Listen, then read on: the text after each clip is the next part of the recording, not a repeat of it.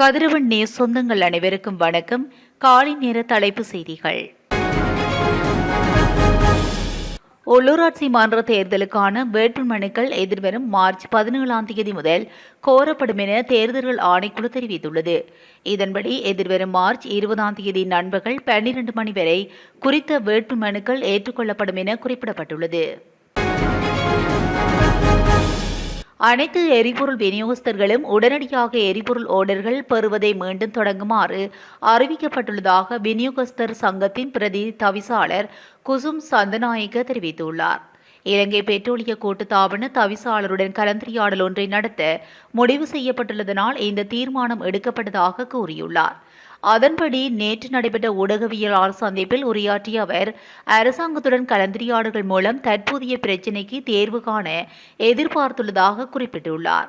இந்த நிலையில் எரிபொருள் விநியோகத்தின் போது விநியோகஸ்தர்களுக்கு வழங்கப்படும் 3% தள்ளுபடி ரத்து செய்யப்படுவதாக அறிவிக்கப்பட்டதைத் தொடர்ந்து எரிபொருள் விநியோக செயல்பாடுகளிலிருந்து சம்பந்தப்பட்ட சங்கம் விலகுவதாக அறிவித்திருந்தது. அதன் காரணமாக மீண்டும் எரிபொருள் தட்டுப்பாடு ஏற்பட்டுவிடும் என்று பீதியடைந்த மக்கள் எரிபொருள் நிலையங்களில் குவிந்து வரிசையில் நின்று கொள்வனவில் ஈடுபட்டுள்ளனர்.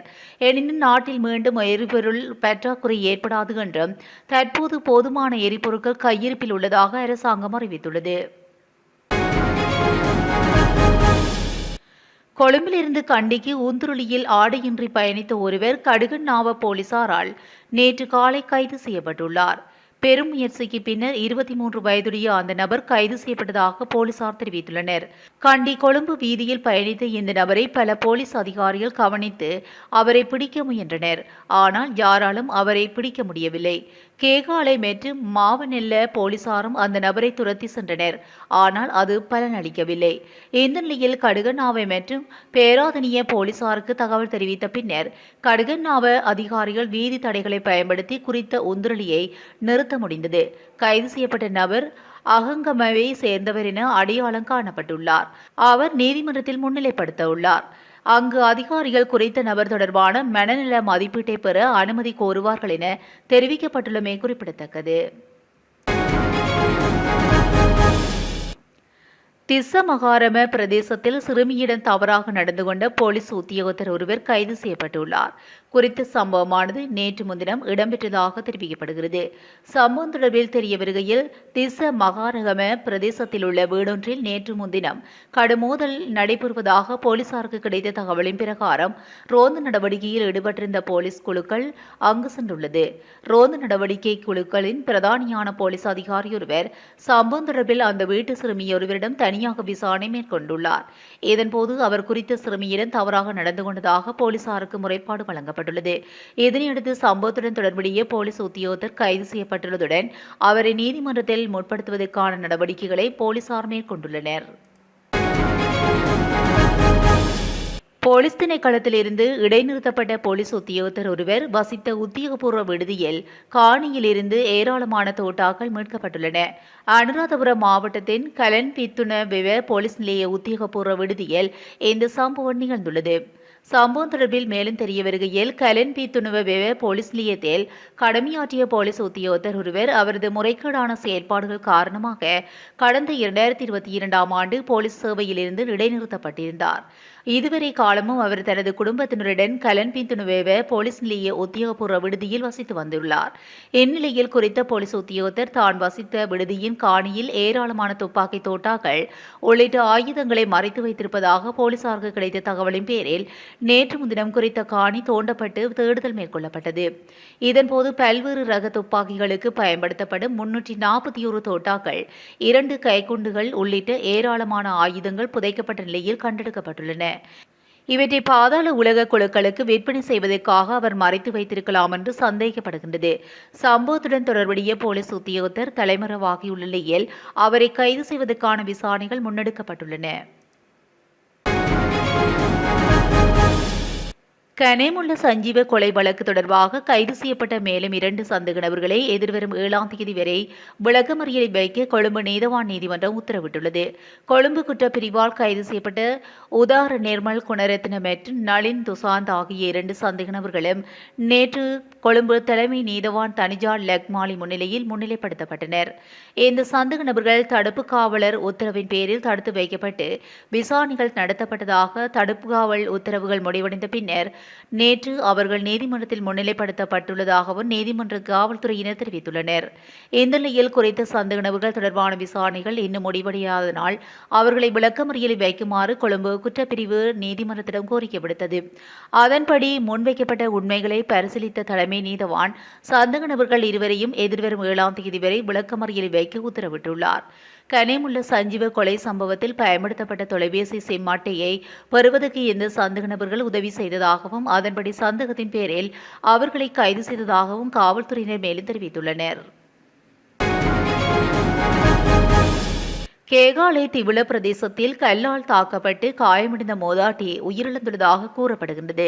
தாக்குதலில் காயமடைந்த கேகாலை போதனா வைத்தியசாலையில் அனுமதிக்கப்பட்டிருந்த நிலையில் மூதாட்டியொருவர் நேற்று முன்தினம் சிகிச்சை பலனின்றி உயிரிழந்துள்ளதாக வைத்தியசாலை வட்டாரங்கள் தெரிவித்துள்ளன. தாக்குதல் சம்பவம் கடந்த ஜனவரி மாதம் 8ஆம் தேதி இடம்பெற்றுள்ளது. உயிரிழந்தவர் கேகாலை திவில பிரதேசத்தை சேர்ந்த 80 வயதுடைய மூதாட்டி ஆவார்.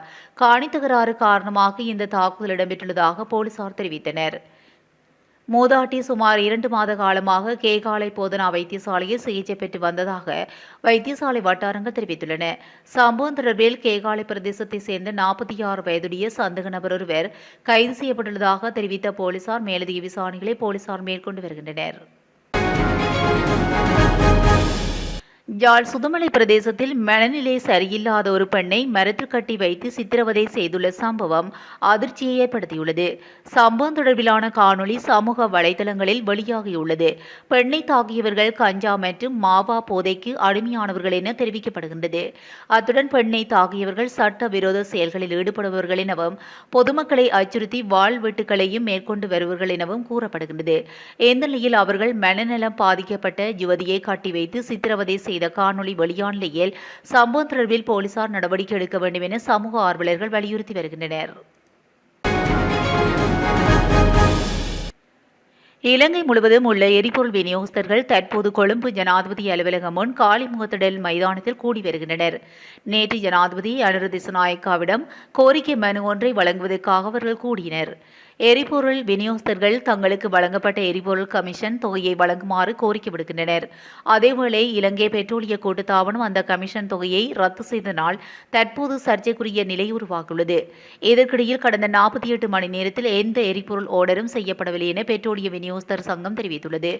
இந்நிலையில் தங்களுக்கு நியாயமான தேர்வு கிடைக்கும் வரை எரிபொருள் ஆர்டர் செய்வதை தவிர்க்கப் போவதாக சங்கத்தின் துணைத் தலைவர் குசும் சந்தநாயக்க தெரிவித்துள்ளார்.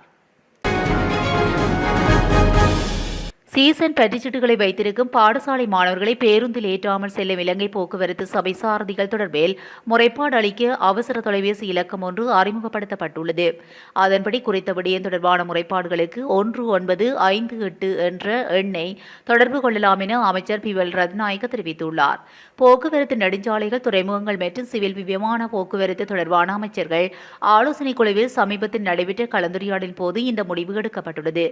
இந்த நிலையில் இதுபோன்ற தவறான செயல்களுக்கு எதிராக கடுமையான சட்ட நடவடிக்கை எடுக்க உள்ளதாக பிமல் ரத்நாயக்க குறிப்பிட்டுள்ளார். அதன்படி இதுகுறித்து இலங்கை போக்குவரத்து சபை சாரதிகளுக்கு மற்றும் நடத்துனர்களுக்கு ஏற்கனவே அறிவிக்கப்பட்டுள்ளதாகவும் அமைச்சர் மேலும் தெரிவித்துள்ளார்.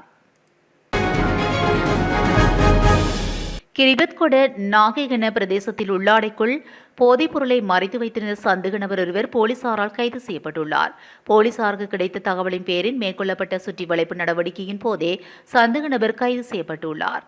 சம்பவத்தில் 34 வயதுடைய நபர் ஒருவரே கைது செய்யப்பட்டுள்ளதாக போலீசார் தெரிவித்தனர்.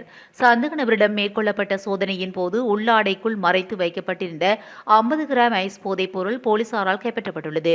மேலும் சந்தேக நபரிடமிருந்து 1,50,000 ரூபாய் பணம், 8 கையடக்க தொலைபேசிகள், மோட்டார் சைக்கிள் மற்றும் 3,50,000 லட்சம் ரூபாய் பெறுமதியான தங்க நகை என்பனவும் போலீசாரால் கைப்பற்றப்பட்டுள்ளன. வாகன இறக்குமதிக்கான அனுமதி வழங்கப்பட்டதைத் தொடர்ந்து அண்மையில் ஹம்பாந்தோட்டை துறைமுகத்தை வந்தடைந்த கப்பலில் உள்ள 197 வாகனங்களை விடுவிப்பதில் தாமதம் ஏற்பட்டுள்ளதாக வாகன இறக்குமதியாளர் சங்கம் தெரிவித்துள்ளது. குறித்த வாகனங்களின் உற்பத்தி ஆண்டு தொடர்பாக எழுந்துள்ள பிரச்சினைகள் காரணமாக வாகனங்களை விடுவிப்பதில் தாமதம் ஏற்பட்டுள்ளதாக வாகன இறக்குமதியாளர் சங்கம் தெரிவித்துள்ளது. வாகன இறக்குமதிக்கான அனுமதிக்கு அமைய 2023, 2024 மற்றும் 2025 ஆண்டுகளில் உற்பத்தி செய்யப்பட்ட வாகனங்களை மாத்திரமே இறக்குமதி செய்ய முடியும்.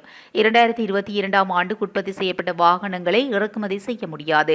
இந்த நிலையில் குறித்த வாகனங்களின் உற்பத்தி ஆண்டு தொடர்பில் எழுந்த பிரச்சினை காரணமாகவே 197 வாகனங்களை விடுவிக்கும் நடவடிக்கையில் தாமதம் ஏற்பட்டுள்ளதாக வாகன இறக்குமதியாளர் சங்கம் தெரிவித்துள்ளது.